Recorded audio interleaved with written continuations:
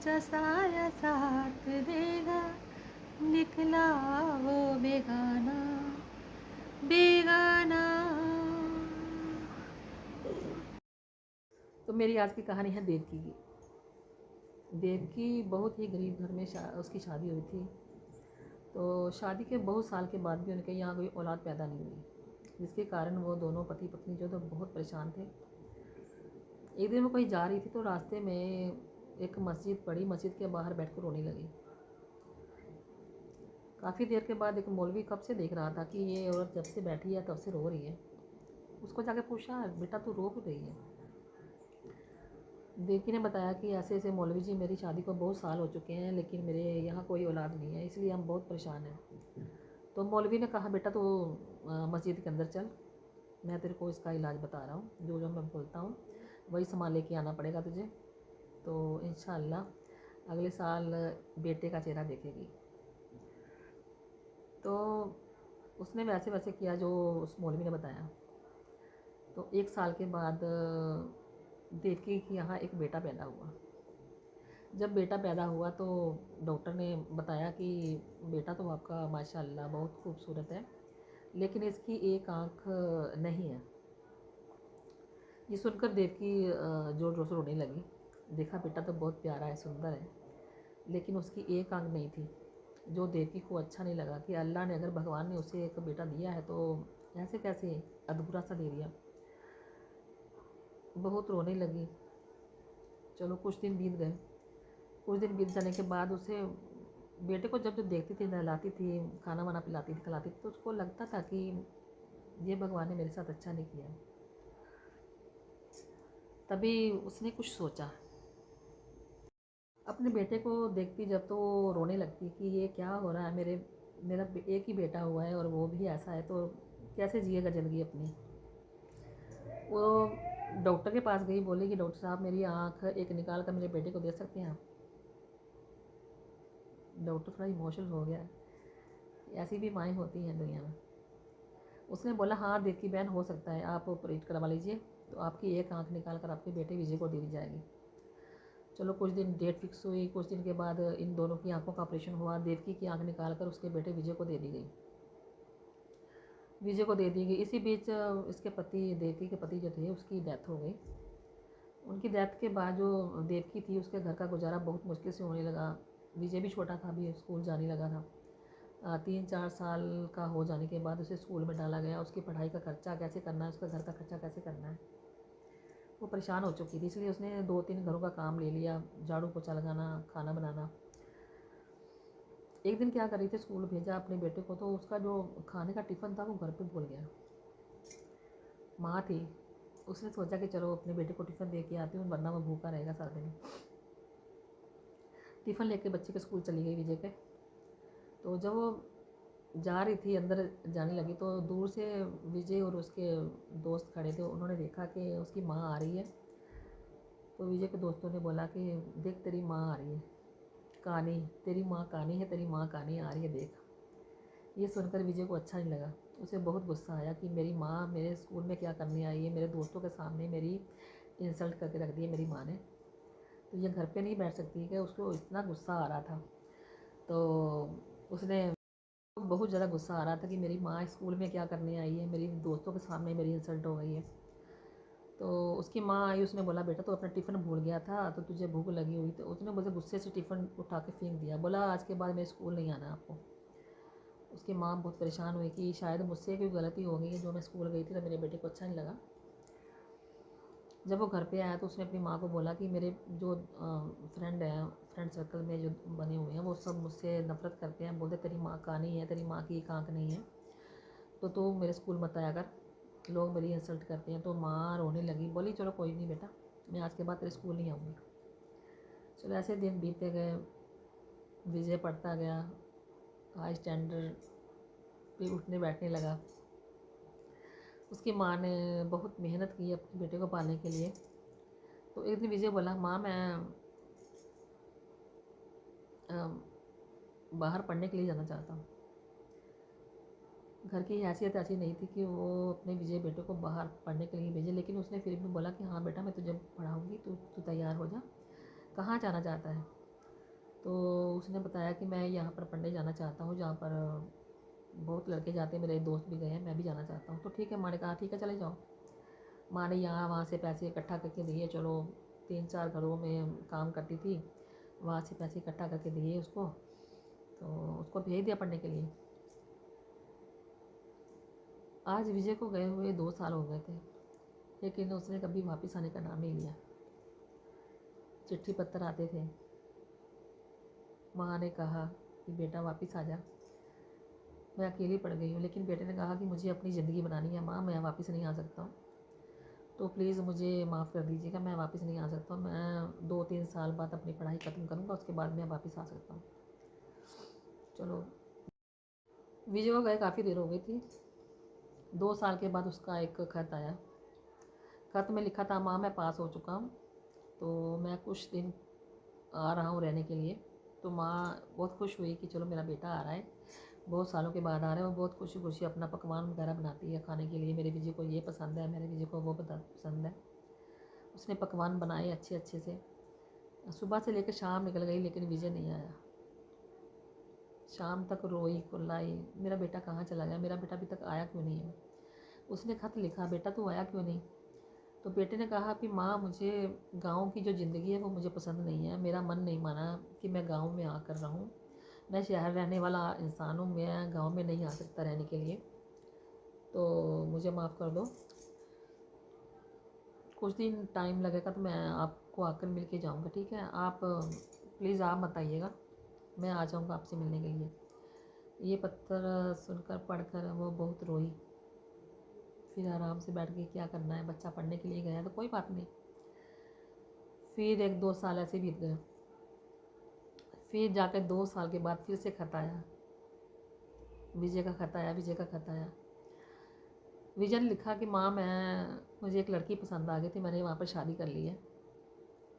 तो लड़की बहुत अच्छी लगी मुझे, बहुत प्यारी है, और मैंने इससे शादी कर ली है। तो माँ ने, बेटा मैं वो लड़की देखने के लिए आ सकती हूँ, मैं अपनी बहू देखना चाहती हूँ। बेटे का खत आए अभी साल हो गया था पूरा, उसके बाद कोई खत नहीं आया। फिर 1-2 साल तक बैठी रही, चलो खत आएगा, अभी आएगा, अभी आएगा। फिर एक दिन अचानक से उसका खत आया, माँ तेरे पोता पैदा हुआ है।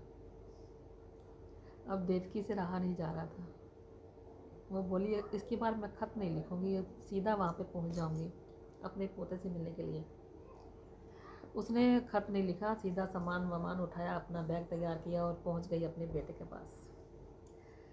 जब उसके एड्रेस पर पहुंची तो उसने बाहर चौकीदार से बोला कि बेटा मुझे अंदर जाने दे, मेरा बेटा अंदर रहता है, विजय नाम है उसका।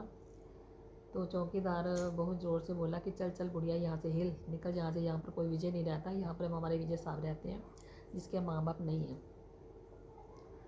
ये सुनकर देवकी बोली, नहीं बेटा, मैं उसकी माँ हूँ, वो मेरा बेटा है, मुझे जाने दें। लेकिन चौकीदार उसकी बात नहीं सुन रहा था, तो उसको डंडे से भगा रहा है, चल चल यहाँ से, तेरा कोई बेटा नहीं है यहाँ पर, हमारे साहब और उसकी मालकिन रहती है यहाँ पर, आप चलो यहाँ से जाओ। तो देवकी बहुत परेशान हुई, सोच रही थी क्या करूँ। उसने क्या किया कि अंदर आके थोड़ा सा इधर से सटकी और अंदर चली गई चोरी से। अंदर चली गई, अंदर जाकर देखा तो सामने रूम में जाकर देखा तो छोटा सा पालना पड़ा था, उसमें छोटा सा बच्चा लेटा हुआ था, रो रहा था ज़ोर ज़ोर से, लेकिन उसके पास कोई नहीं था। उसे बहुत प्यार उमड़ रहा था कि यही उसका पोता हो सकता है, कोई और नहीं हो सकता। उसे देखती जा रही थी, रोती जा रही थी, और उसके पास जाकर खड़ी हो गई और उसे बड़े प्यार से देखने लगी। बच्चा पालने में रो रहा था, आसपास कोई नहीं था। देवकी को पता था ये कि उसका पोता है। वो उसके पास जा रही थी, अभी थोड़ी देर पहुंची ही थी कि उसकी बहू नीचे आ गई। उसकी बहू ने देखा कि एक बुढ़िया सी गंदे कपड़े पहने हुए अंदर आ रही है। उसने पूछा, रुक जा वहीं पर, कौन हो तुम। तो बुढ़िया उसे देखकर रोने लगी। पहले तो उसका मन किया कि उसको बताए कि वो उसकी सास है, विजय उसका बेटा है, लेकिन उसने अपने विजय बेटे का जो खत था वो याद आ गया। उसमें लिखा था कि उसने अपनी पत्नी से बोला है कि मेरे माँ बाप मर चुके हैं। तो ये सोचते हुए चुप रही, कुछ नहीं बोली, और अपने पोते को एक टिक लगा कर देख रही है कि बिल्कुल विजय पर गया है। तभी उसकी बहू ने बोला कि आप कहाँ हो, कौन हो, पानी चाहिए पानी दे देती हूँ, खाना चाहिए खाना खाना अगर चाहिए तो खाना दे देती हूँ, आप खाइए और जाइए यहाँ से। लेकिन तभी उसने बोला कि नहीं, मैं अपने विजय बेटे से मिलने के लिए आई हूँ। तो उसकी बहू ने कहा, कौन सा विजय बेटा, मेरे पति की तो माँ भी नहीं है और बाप भी नहीं है, आप कौन हो? तो उसने कहा, नहीं मेरा विजय मेरा बेटा है। तभी उसकी बहू ने ऊपर से आवाज़ लगाई, विजय नीचे आओ, नीचे देखो ये बुढ़िया क्या बोल रही है। तभी विजय नीचे आया, उसने अपनी माँ को देखा तो उसको एकदम झटका सा लग गया, अरे ये कहाँ से आ गई, आहिस्ता से बोल रहा है, ये कहाँ से आ गई, मैंने मना भी किया था कि मेरे घर पे नहीं आना है। तभी आकर बोला, हाँ कौन है बे तू? तभी उसकी माँ ने बोला, बेटा मैं तुम्हारी माँ हूँ, मुझे पहचाना नहीं, क्या लगता है मुझे तुमने पहचाना नहीं? तो विजय ने कहा, नहीं मैं किसी को नहीं जानता, मेरी माँ तो काफ़ी साल पहले मर चुकी है, मेरी कोई माँ नहीं है, मेरा कोई बाप नहीं है, आप जाओ यहाँ से।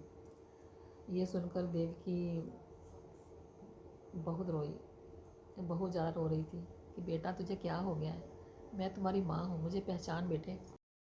लेकिन विजय था कि माँ की तरफ देख रहा था तो गुस्सा आ रहा था कि ये यहाँ पर करनी क्या आई है। उसने कहा कि अपनी बहू से बोला, अपनी पत्नी से, वाइफ से बोला कि मैं इसको नहीं जानता हूँ, इसको धक्के मार के इसको बाहर निकालो घर से, मैं ऐसे नहीं जानता हूँ।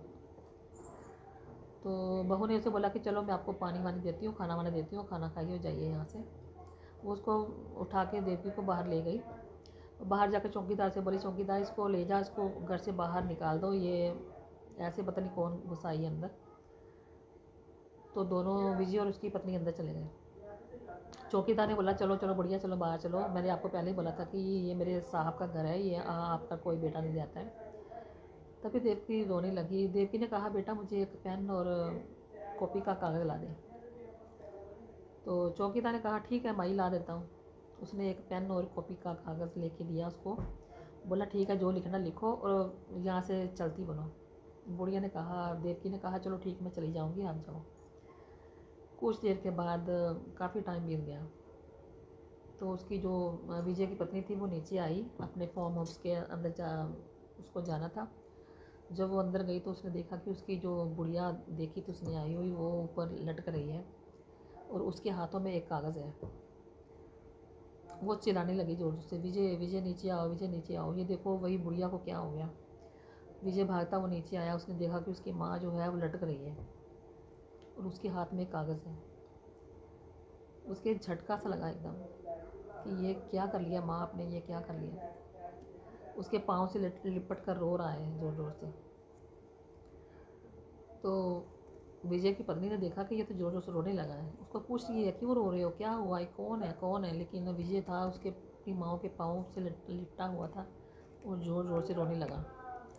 तभी उसके हाथ से कागज़ छीना। उसकी बहू ने देखा कि उसके हाथ में कागज़ था, लिपटा हुआ था, उसने पकड़ के रखा था। तभी उसकी बहू ने उस कागज़ को उसके हाथ से निकाला और पढ़ने लगी। उसमें जो लिखा था उसे पढ़कर उसकी बहू रोने लगी, उसकी आंखों में पानी आ गया। उसने अपने पति को दिखाया कागज़ कि ये लो पढ़ो। विजय ने खत पढ़ा। विजय को लिखा कि विजय बेटा, जब तू पैदा हुआ था ना, तेरी एक आंख नहीं थी। जो एक माँ नहीं देख सकती कि उसका बेटा ऐसा हो, लेकिन मुझसे ये देखा नहीं गया, इसलिए मैंने अपनी आँखों का ऑपरेशन करवा के एक आँख तुझे दे दी। खुद मैं कानी बन गई और तुझे तेरी आँख देकर तेरी ज़िंदगी बना दी, सिर्फ इसलिए कि तू आगे जाकर अपना फ्यूचर बना सके, दुनिया का सामना कर चुके, दुनिया का सामना कर सके और कोई तुझे मजाक ना करे, तुझे कोई काना ना बोले, कोई अंधा ना बोले। इसलिए मैंने अपनी एक आंख तुझे दे दी थी, लेकिन तू मुझे ही कानी बोलकर मुझे स्कूल से भगा रहा है, मुझे अपने घर से भगा रहा है कि ये मेरी माँ नहीं है, इसलिए कि मैं काली हूँ, ऊपर से मेरी एक आंख नहीं है। तो बेटा ये आंख मेरी तेरे कारण गई है, मैंने अपनी आंख तुझे दी है ताकि तू आगे जाके दुनिया देख सके, दोनों आंखों से दुनिया देख सके। मेरा क्या है बेटा, मैं तो आज हूँ कल नहीं, लेकिन तुमने मेरे साथ अच्छा नहीं किया बेटा। भगवान ना करे तेरा बेटा कल को ऐसा करे तेरे साथ, तो तुझे कैसा लगेगा बेटा। ये पढ़कर विजय जोर जोर से रोने लगा। बहुत रोया वो, बहुत रोया, लेकिन माँ अब कहाँ से वापस आने वाली थी। उसकी बहू ने उसके कंधे पर हाथ रखा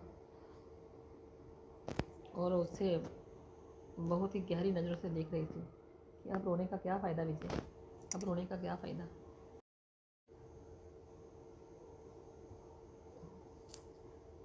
तो यही तक की थी मेरी कहानी।